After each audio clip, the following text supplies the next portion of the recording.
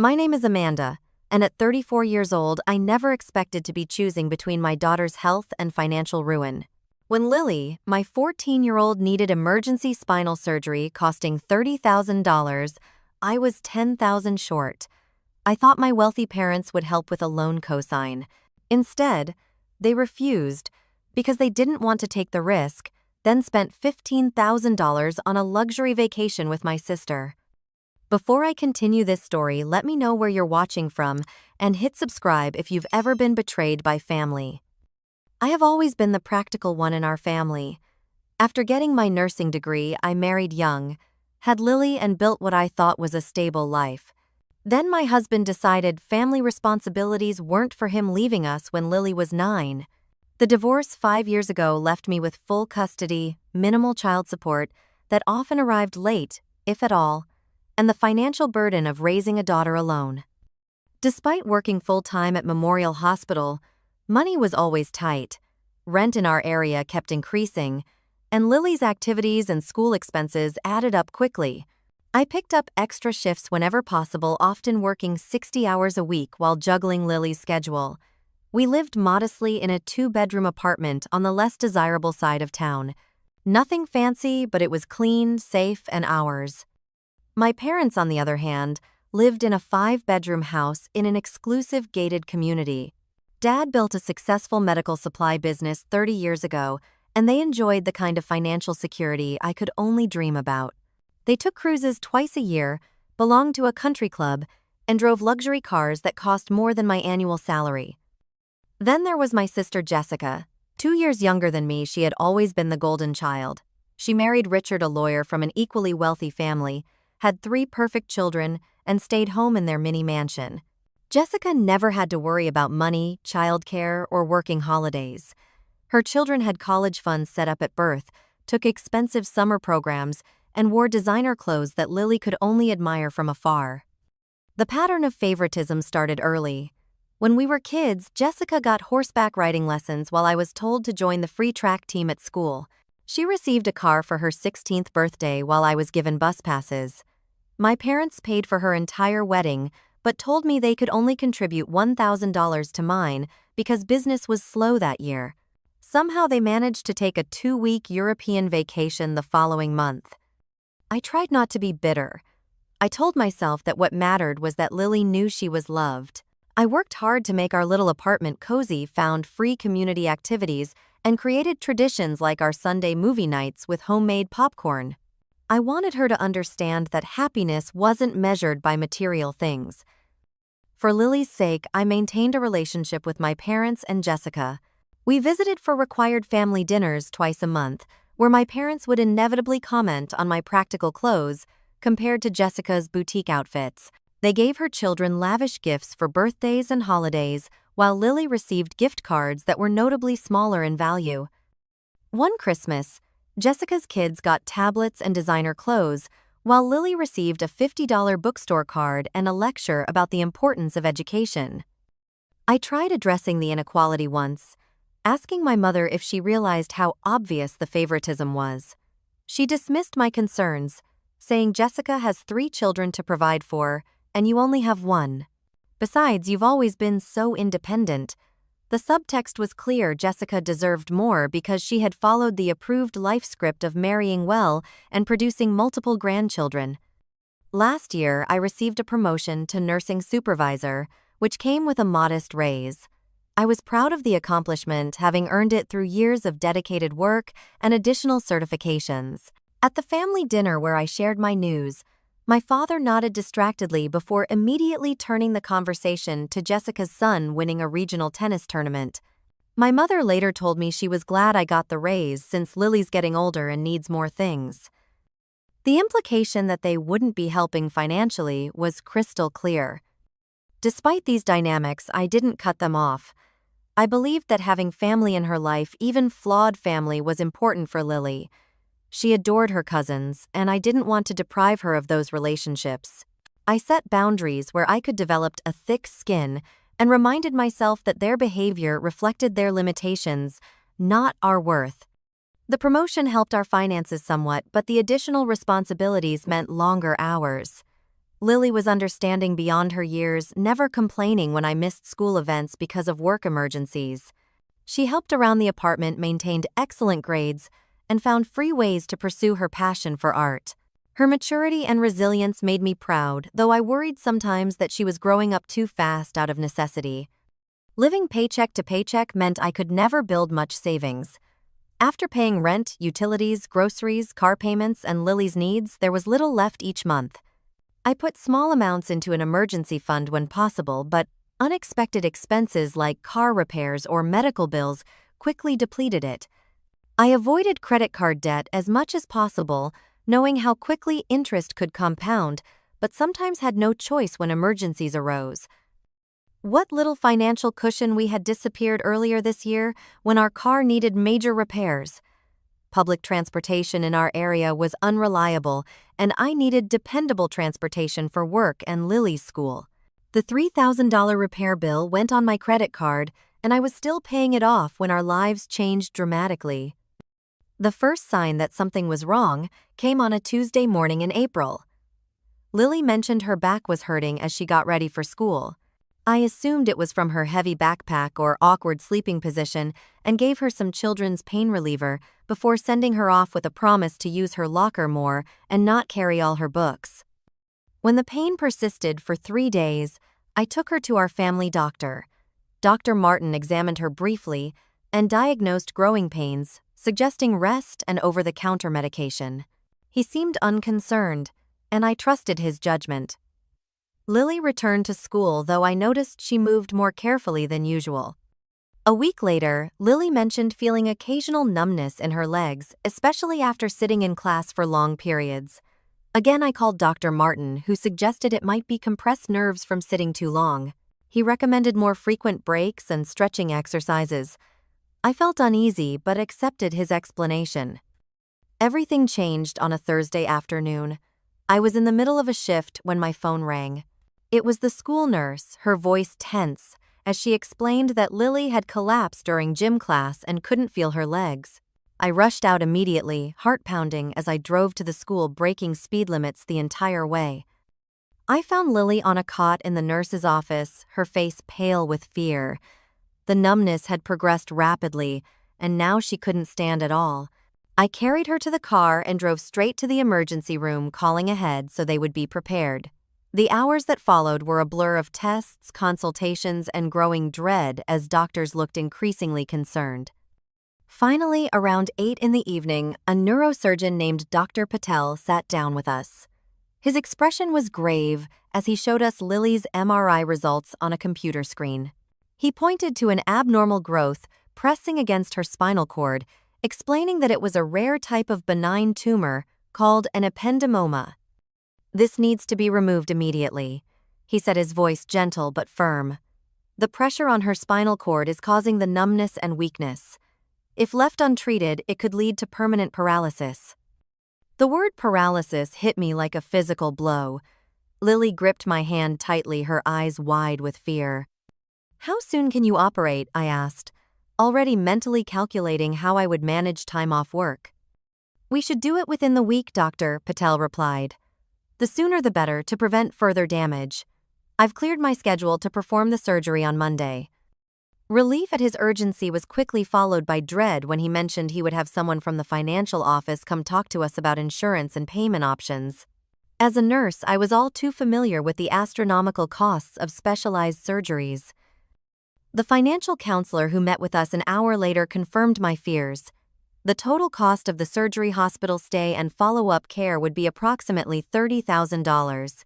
My insurance would cover 70% after my $2,000 deductible, leaving me responsible for around $10,000 that I simply didn't have. "We need a payment plan or confirmation of ability to pay." Before scheduling the surgery, the counselor explained apologetically, "It's hospital policy for non-emergency procedures." "But this is an emergency," I protested. "She could be paralyzed without this surgery." "Medically urgent, yes, but not classified as an immediate life-threatening emergency, according to insurance definitions," she clarified. "I understand how frustrating this is.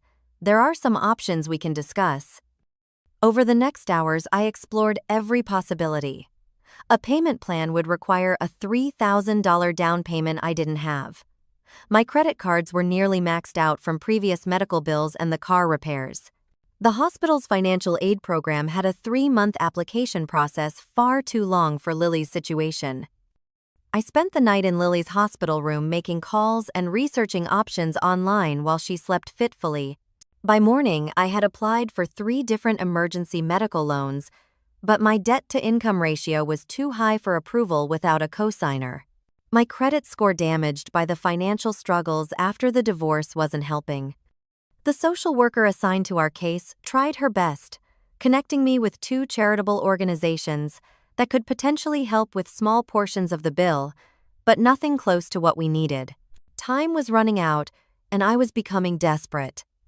Throughout all this, Lily maintained a brave face that broke my heart. "It's okay, Mom," she said as I hung up from yet another disappointing call. "Maybe we can wait a little longer until you save up more money." The fact that my 14-year-old was trying to console me about delaying surgery that could prevent her paralysis made me both incredibly proud of her character and devastated by our situation. By Friday afternoon, I had exhausted nearly every option. The bank had made it clear with my financial situation they would only approve the loan with a qualified cosigner. I swallowed my pride and faced the one option I had been avoiding. I would have to ask my parents for help. Not for money, I reminded myself. Just to cosign a loan that I would repay myself every penny. Surely they couldn't refuse such a simple request when their granddaughter's ability to walk was at stake. Despite our complicated history, they were still family. When it truly mattered, they would step up. I had to believe that.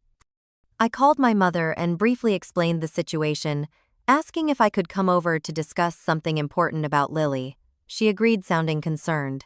I arranged for a nurse friend to sit with Lily at the hospital and drove across town rehearsing my explanation and request the entire way.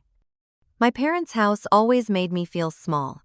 The circular driveway, manicured lawn, and imposing front door with its ornate handle reminded me of the vast difference between our lives. I parked my 10-year-old sedan next to my father's brand-new luxury SUV and took a deep breath before heading to the door. Mom answered, wearing designer casual clothes and perfectly styled hair despite it being a Friday evening at home. She hugged me briefly before leading me to the formal living room, the one they only used for company. Dad was already seated in his leather armchair, looking up from his tablet with a distracted smile. "Amanda, this is a surprise. Your mother said something about Lily." "Is she sick?" he asked, setting his tablet aside but keeping it within reach. I sat on the edge of the sofa, hands clasped tightly in my lap, and explained the situation. I described Lily's symptoms, the diagnosis, and the urgent need for surgery. Their expressions grew appropriately concerned, with Mom even tearing up when I mentioned the risk of paralysis. "That's terrible," Mom said, reaching for a tissue. "Poor Lily. Of course we'll pray for her." "Thank you," I replied, "but prayers aren't all we need right now." I explained the insurance situation and the $10,000 gap that was preventing the surgery from being scheduled. "I've applied for loans," I continued, "but my credit score and debt-to-income ratio are making it difficult. The bank said they would approve it with a cosigner." I looked between them hopefully. "I'm not asking for money. I just need someone to cosign the loan. I'll make every payment myself on time. It's just to satisfy the bank's requirements." The atmosphere in the room shifted instantly. Dad sat up straighter, his expression changing from concerned grandfather to business owner, assessing a risky proposition. Mom's eyes darted to him, then down to her manicured nails. "That's a significant commitment," Dad said slowly. "Co-signing means we're legally responsible if you can't make the payments." "I understand that," I assured him, "but I've never missed a bill payment in my life, even when things were tight. I work full-time with regular income. I've already spoken to my supervisor about picking up extra shifts to cover the payments." Dad adjusted his glasses, looking uncomfortable. "The economy is very uncertain right now. Healthcare especially is facing challenges. If something happened with your job—" "This is for Lily's surgery," I reminded him, disbelief creeping into my voice. "Your granddaughter needs this, or she might not walk again." Perhaps there are other options, Mom suggested, her voice overly bright. Could the surgery be postponed until you save more money? I stared at her, stunned by the suggestion. Postpone? Did you not hear me say she's at risk of permanent paralysis? Every day we wait increases that risk. What about a second opinion, Dad asked. Sometimes these specialists rush into surgery when a more conservative approach might work. Dad, I work in healthcare. Dr. Patel is the top neurosurgeon in the state. There's no question about the diagnosis or treatment plan. My voice was rising despite my efforts to stay calm. He held up his hands defensively. I'm just suggesting all avenues be explored before taking on substantial debt. What about Jessica? I asked. Could she help? She and Richard have plenty of money. Mom shifted uncomfortably. They're saving for the children's education. You know how expensive private universities are these days. The implications were clear. My sister's children's future college funds were more important than Lily's ability to walk. I felt sick. Dad cleared his throat. Amanda, you know we love Lily, but we're approaching retirement age. We have to be careful about taking on financial obligations that could affect our long-term security. Long-term security, I repeated incredulously. You live in a $500,000 house, belong to a country club, and take luxury vacations twice a year. You're not exactly on the edge of poverty. That's not the point, Dad replied, his tone hardening. We've worked hard for what we have. Proper financial planning means not putting those assets at risk. It's just good sense. Good sense, I echoed hollowly. My daughter could be paralyzed and you're worried about protecting your assets from a $10,000 loan that I would repay anyway. You say that now, Dad continued, but if complications arose or you couldn't work for some reason, we would be legally obligated. It's a risk we simply can't take at our stage of life. I looked at my mother, hoping for support, but she avoided my eyes.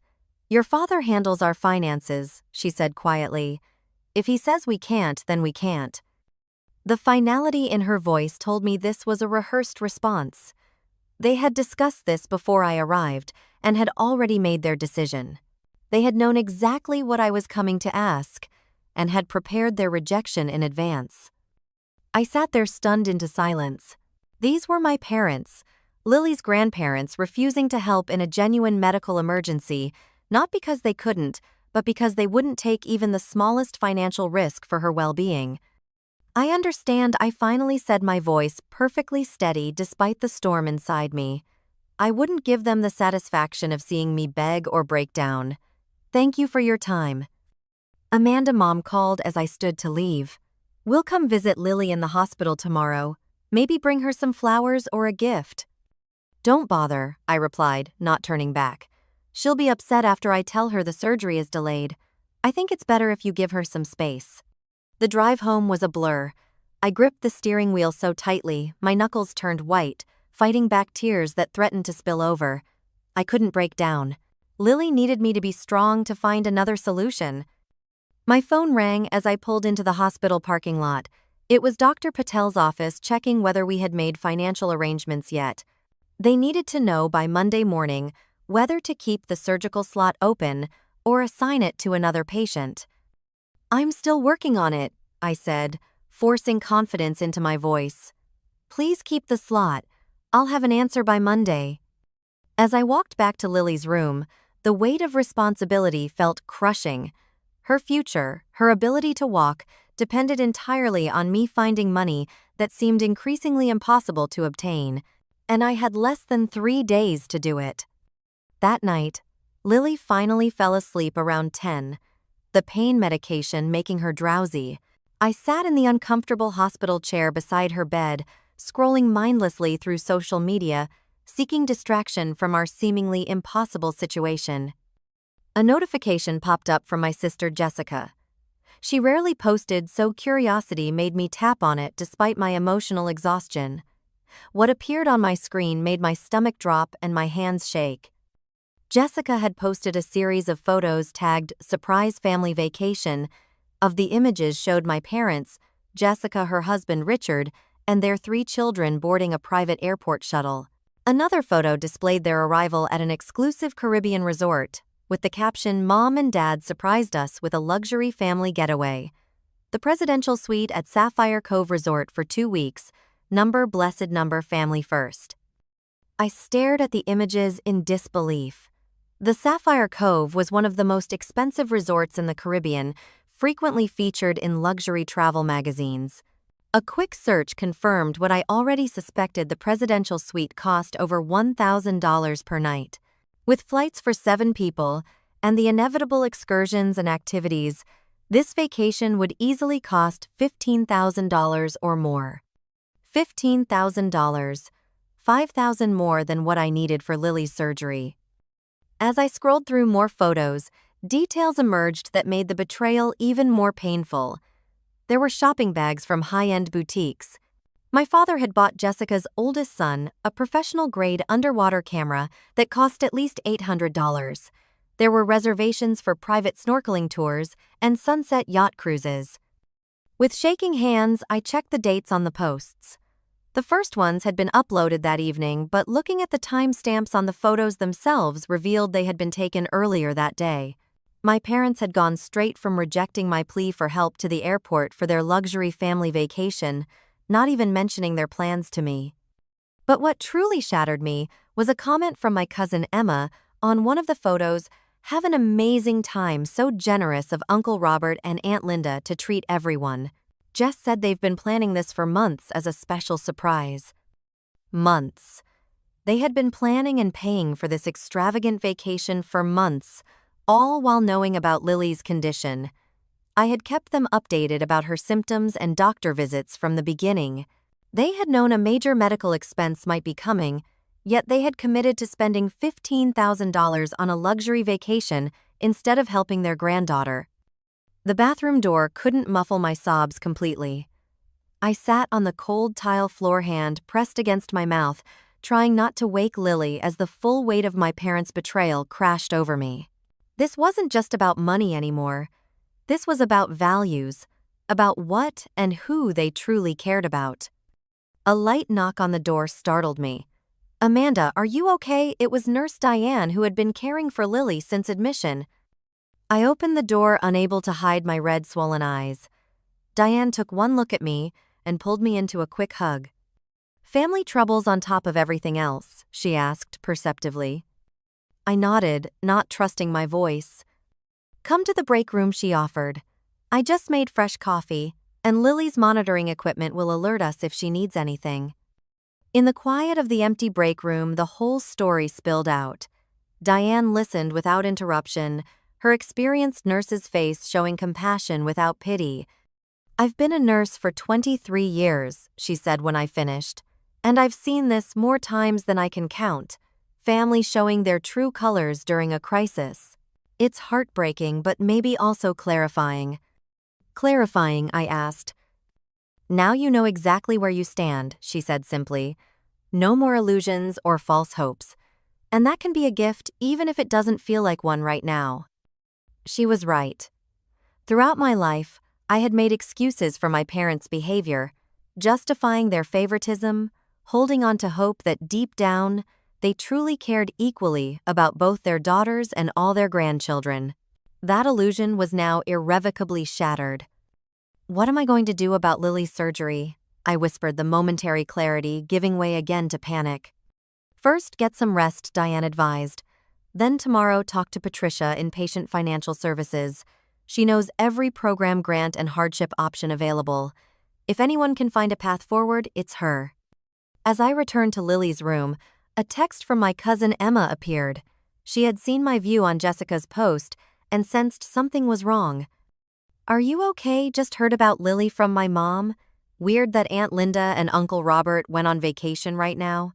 Mom said they specifically told everyone not to mention the trip to you, because Amanda is dealing with enough with Lily's medical issues. Do you need anything?"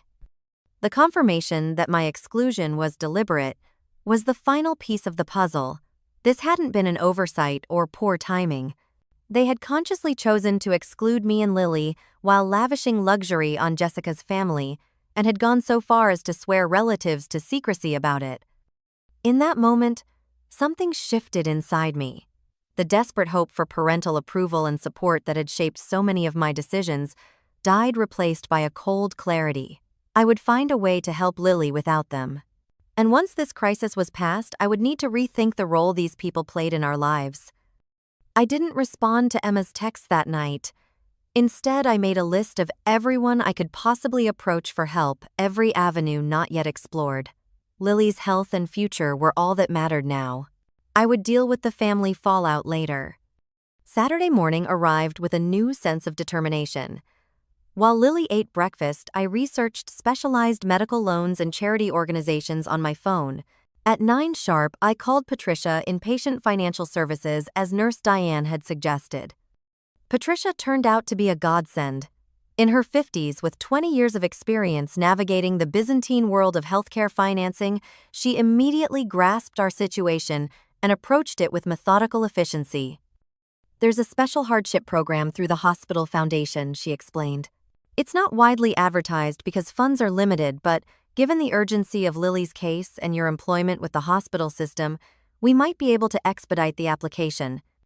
She helped me complete the paperwork immediately, then made several calls to foundation board members she knew personally. By noon, we had preliminary approval for a $3,000 grant toward Lily's surgery. "It's not enough, but it's a start," Patricia said. "Now let's work on the rest." She connected me with the hospital's legal aid service, where an attorney helped me file emergency paperwork to compel my ex-husband to pay the overdue child support he owed. Even if successful, this would take time we didn't have, but it could help with the repayment of whatever solution we found now. While working through options with Patricia, I received an unexpected call from Dr. Karen Chen, the hospital's chief of surgery. Dr. Chen explained that she had heard about our situation from Dr. Patel. "I understand you're one of our nurses, and your daughter needs emergency spinal surgery," she said. "I'd like to help. Can you come to my office this afternoon?" At 3 o'clock, I sat across from Dr. Chen as she reviewed Lily's case. "Dr. Patel is excellent," she confirmed. "His assessment of the urgency is correct. This can't wait." She leaned forward, her expression serious. "There's a hospital board program for extraordinary circumstances. As a valued employee whose family member needs critical care, you may qualify. I've scheduled an emergency board review for tomorrow morning. Can you prepare a brief statement about Lily's condition and your financial situation?" Hope flickered for the first time in days. I spent hours crafting a concise, factual account of our situation, focusing on Lily's medical needs rather than my financial limitations. Dr. Chen reviewed it that evening, suggesting minor adjustments to emphasize points that would resonate with the board. Sunday morning found me in a small conference room presenting Lily's case to 5 board members who had agreed to an emergency session. I spoke clearly and professionally, drawing on my nursing experience to explain the medical necessity while maintaining my composure. After 20 tense minutes of deliberation, the board chairperson announced their decision: the hospital would cover 50% of our remaining costs through their Employee Emergency Assistance Fund. Combined with the foundation grant, this left us needing only $2,000 before Monday morning. News of our situation spread rapidly through the hospital staff. By Sunday afternoon, nurses from my unit had organized an impromptu fundraiser. They set up a donation link, sharing it through their networks and social media. Hospital staff, former patients I had cared for, and even local businesses began contributing small amounts that quickly added up. Lily's art teacher heard about the situation and rallied the school community. Parents and teachers donated what they could. By Sunday evening, the fund had reached $1,500, leaving us just $500 short of our goal. I made the difficult decision to sell the only valuable possession I owned, a vintage pearl necklace that had belonged to my grandmother. Though it had sentimental value, it was nothing compared to Lily's health. A local jeweler agreed to open his shop on Sunday evening as a special favor to a regular customer who had heard our story. He offered $800 more than the necklace was objectively worth, bringing us over our immediate goal. Monday morning, I met with the hospital financial office with exactly $10,000 secured through this patchwork of solutions. As I signed the final paperwork, a weight lifted from my shoulders. Lily's surgery was scheduled for 3 o'clock that afternoon. Dr. Patel performed the 5-hour procedure with precision and skill. When he emerged from the operating room, his tired smile told me everything before he spoke. The surgery was successful. We removed the entire tumor and released the pressure on her spinal cord. With physical therapy, she should regain full function. Throughout this entire ordeal, my parents remained completely absent. No calls, no texts, no inquiries about Lily's condition. Their social media accounts continued to fill with photos of their Caribbean paradise, seemingly oblivious to what their granddaughter was enduring. As Lily began her recovery, I realized that finding solutions without my parents' help had shown me how many people truly cared about us. The hospital staff, Lily's school community, even relative strangers, had stepped up when my own parents wouldn't. 2. We had found our real family among these connections, bound by compassion rather than blood. During Lily's initial recovery period, I focused entirely on her needs. The first week after surgery was critical, with doctors monitoring for complications and beginning gentle movement exercises. I took family medical leave from work, spending every day at her side, sleeping in the hospital room at night. It was during those quiet hospital nights, watching Lily sleep, that I had time to process what had happened with my parents. The anger and hurt remained, but something else had emerged: clarity about boundaries moving forward. I didn't want revenge. I wanted justice and recognition of the harm they had caused. Most importantly, I wanted to ensure they couldn't hurt Lily again with their conditional love and blatant favoritism. But how to accomplish this without descending into petty actions that would ultimately harm me more than them? The answer came unexpectedly during a conversation with Sandra, a hospital administrator I had become friendly with through my years of nursing. She mentioned that the hospital was reviewing all its vendor relationships as part of a new ethical procurement initiative. "We want to ensure our suppliers align with our values of patient care and community support," she explained. "The board is particularly interested in local businesses that demonstrate social responsibility." A connection formed in my mind. My father's medical supply company had several contracts with our hospital system, including specialized equipment for neurosurgery. These contracts represented a significant portion of his business income. "I sit on the hospital's purchasing committee," Sandra continued. "We're developing a new evaluation system for all vendors. It's quite comprehensive." I considered this information carefully. "I know one of the major suppliers is Parkside Medical," I said, referring to my father's company by its formal name. "What kind of criteria will you be using to evaluate vendors?" "Financial stability, product quality, reliability, pricing," of course, Sandra listed. "But also ethical business practices, community involvement, employee treatment, and their crisis response record. We're implementing a points system." That evening, I began researching the hospital's procurement policies. As a long-term employee with an excellent record, I had access to certain information through the staff portal. I learned that all major vendors would be subject to review within the next 3 months, with contracts potentially reassigned based on the new evaluation metrics. I did not abuse my position or fabricate information. I simply ensured that the evaluation was thorough and factual. I compiled publicly available information about my father's company, their community involvement, minimal charitable contributions, almost none, and employee reviews concerning patterns of unpaid overtime and high turnover. I also documented my personal experience with the company's leadership during a family health crisis. No exaggeration was necessary. The facts spoke for themselves. A company whose leadership refused to help a child access urgent medical care while simultaneously spending lavishly on luxury vacations showed questionable values and social responsibility. When the purchasing committee met the following month, I disclosed my personal connection to Parkside Medical and recused myself from the final decision-making process. However, I ensured the evaluation team had all relevant factual information about the company's practices. The committee found that Parkside Medical scored poorly on several key metrics compared to competitors. Their prices were higher, their community involvement was negligible, and their corporate ethics score was among the lowest evaluated. The hospital began shifting contracts to other suppliers who better aligned with their stated values. Within weeks, my father's company lost 3 major hospital contracts. These were not just with our hospital but with the entire healthcare network, representing nearly 40% of their annual revenue. The decisions were made on legitimate business grounds, with thorough documentation supporting each choice.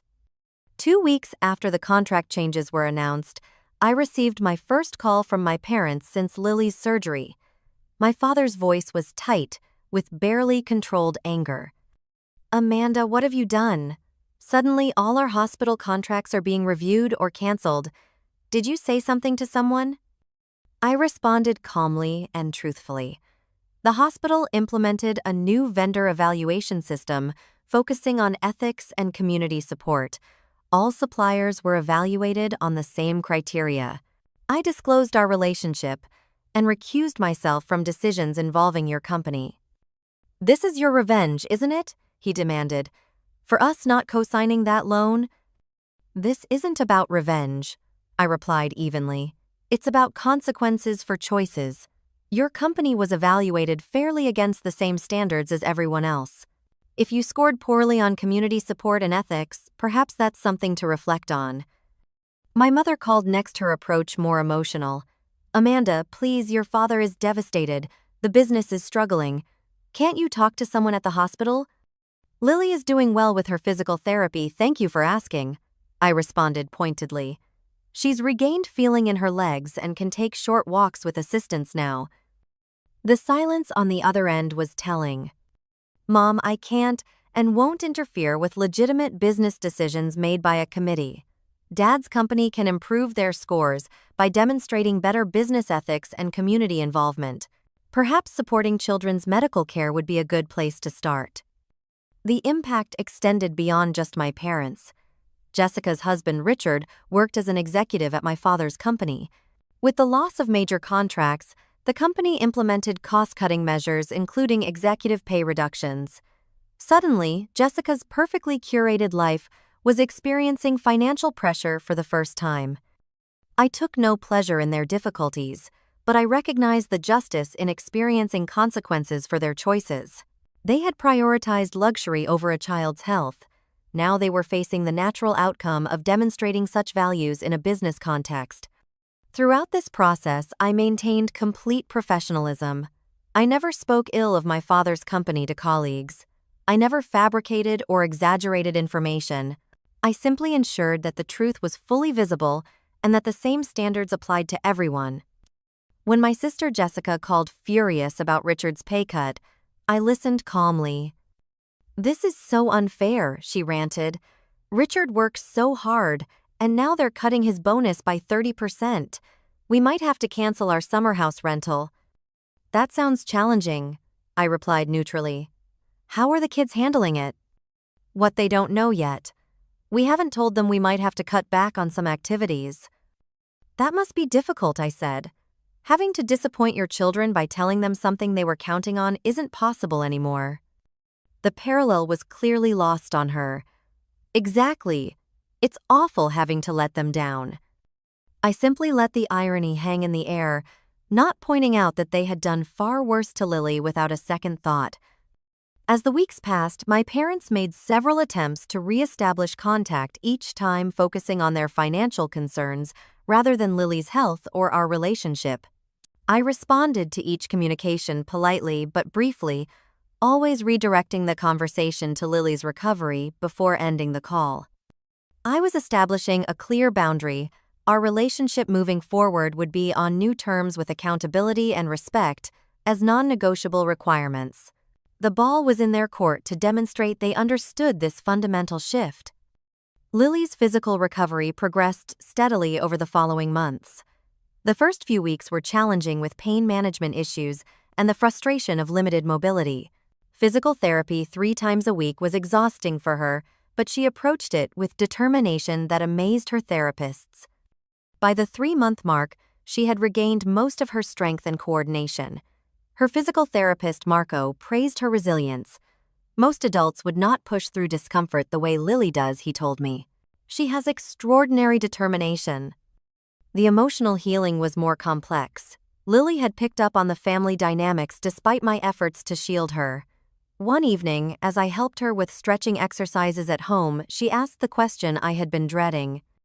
"Mom, why didn't Grandma and Grandpa help us with the surgery money? And why did they take Cousin Jake's family on vacation instead of visiting me in the hospital?" I took a deep breath, considering how to answer truthfully without burdening her with adult problems. "Sometimes people make choices that are hard to understand," I began carefully.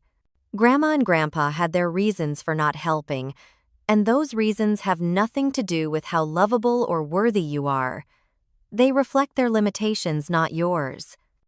Lily considered this. "So it's not because they don't love me." "Love should show in actions," I explained. "Real love means being there for someone when they truly need you.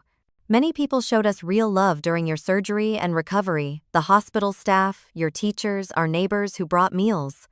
That's what family really means, the people who show up when it matters." My own emotional healing came through therapy. Using the Employee Assistance Program at the hospital, I connected with Dr. Melissa Winters, a compassionate therapist who specialized in family trauma. Our weekly sessions helped me process the complex grief of losing the parents I thought I had, or perhaps had always hoped I had. "You're mourning the relationship you deserved, but never had," Dr. Winters explained. "That's a legitimate loss." She helped me work through the guilt I initially felt about the consequences my parents experienced. "You didn't cause those outcomes," she reminded me. "You simply stopped protecting them from the natural results of their own choices." With her guidance, I developed healthier boundaries and expectations. I stopped seeking approval I would never receive and focused instead on nurturing the supportive relationships that had emerged during our crisis. The hospital community had become a true extended family. Colleagues regularly checked on Lily's progress, brought us meals during difficult weeks, and even organized a rotation to drive her to physical therapy appointments when I needed to return to work.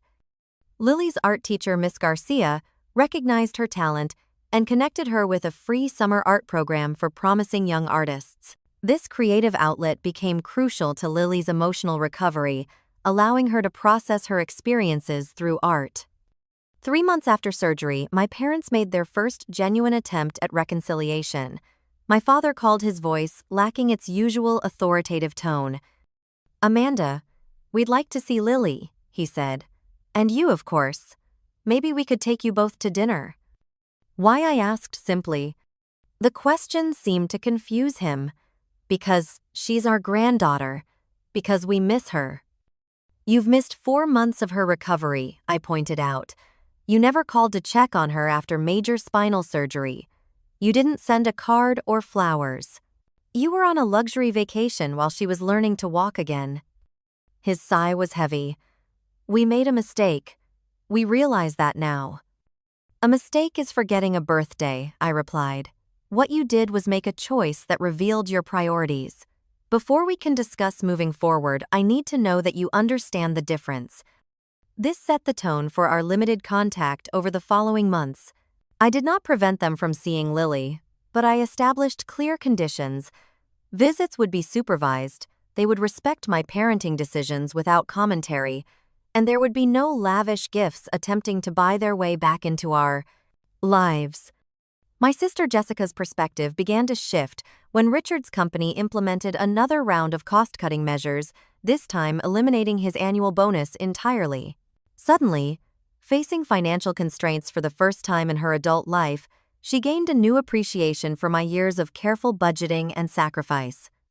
"I don't know how you've done this for so long," she admitted during a rare phone call. "I had to tell the kids they couldn't do their usual summer camps this year, and you should have seen their faces. It was awful." "It's hard disappointing your children," I agreed, "but they'll learn valuable lessons about priorities and what really matters."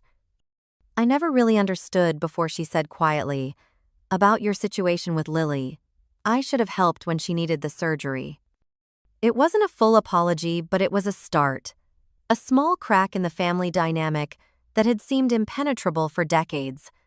6 months after surgery, Lily was cleared to return to all normal activities. We celebrated with a small party at our apartment, surrounded by the people who had truly supported us: hospital colleagues, school friends, neighbors, and my cousin Emma, who had maintained contact throughout the ordeal. My parents and Jessica's family were not invited. When my mother called to ask why, I explained simply, "This celebration is for the people who were part of Lily's recovery journey. When you're ready to acknowledge your absence and take responsibility for your choices, we can discuss rebuilding our relationship." The professional consequences of my actions were unexpectedly positive. My handling of the vendor evaluation process had demonstrated integrity and ethical leadership. When a position opened for Director of Nursing Operations, I was encouraged to apply. The promotion came with a substantial salary increase that finally moved us beyond paycheck-to-paycheck living. We moved to a better apartment closer to the hospital and Lily's school. For the first time, I was able to start a real college fund for her and build an emergency savings account. The financial security brought a peace I hadn't experienced since before the divorce. Lily thrived after her recovery. Her grades improved, she joined the school art club, and she developed new friendships. The experience had matured her, but in positive ways. She became more compassionate toward others facing challenges and more appreciative of what we had. One evening, as we walked through the park near our new apartment, Lily linked her arm through mine. "Mom, I've been thinking about everything that happened." "What about it?" I asked. "At first, I was sad that Grandma and Grandpa didn't help us, but now I think maybe it was good in a way." "How so?" I asked, curious about her perspective. "Because we found out who our real family is," she said thoughtfully, "and we found out how strong we are together. If they had helped, maybe we would never have known that." Her wisdom brought tears to my eyes. "You're right," I told her. "Sometimes the hardest experiences teach us the most important lessons." A year after the surgery, my parents made a more sincere attempt at reconciliation. My father requested a meeting, just the two of us. At a neutral coffee shop, he handed me an envelope. "What's this?" I asked. "A check for $10,000, he replied. "The amount you needed for Lily's surgery." I slid it back across the table without opening it. "This isn't about money anymore, Dad. It never really was." "Then what do you want from us?" he asked, genuine confusion in his voice. "Accountability, recognition of the harm caused, and most importantly, a commitment to treat Lily with the same love and consideration you show Jessica's children moving forward. No more favorites, no more conditional love." He was quiet for a long moment. "I'm not sure I know how to do that." "That's the most honest thing you've ever said to me," I replied. "And it's a place we can start from if you're willing to learn." Our relationship remained tentative with carefully maintained boundaries. I no longer expected or needed their approval. I had found my worth in the strength I'd shown during the crisis and in the genuine connections I'd built with people who valued Lily and me for who we were. The greatest lesson from this painful chapter was understanding what family truly means. Blood connections are just biology. Real family consists of the people who show up when you need them most, who support without conditions, who love consistently rather than conveniently. Lily and I built our chosen family from the community that had rallied around us. We created new traditions, celebrated milestones with people who genuinely cared, and found joy in the authentic connections we'd formed. The final piece of healing came when Lily created a painting for her art program's exhibition. Titled "Real Family," it showed diverse hands of all sizes and colors linked together in a circle of support. At the center was a small figure standing tall, surrounded by love from unexpected sources.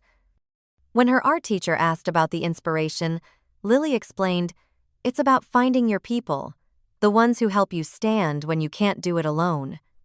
I couldn't have said it better myself. Have you ever discovered who your true family is during a crisis? The people who show up when everyone else walks away. Share your experience in the comments below, and let me know if you believe blood is thicker than water, or if chosen family is sometimes stronger. If this story resonated with you, please hit the like button and subscribe to hear more stories about finding strength in unexpected places. Thank you for joining me today on this journey of healing and rediscovery.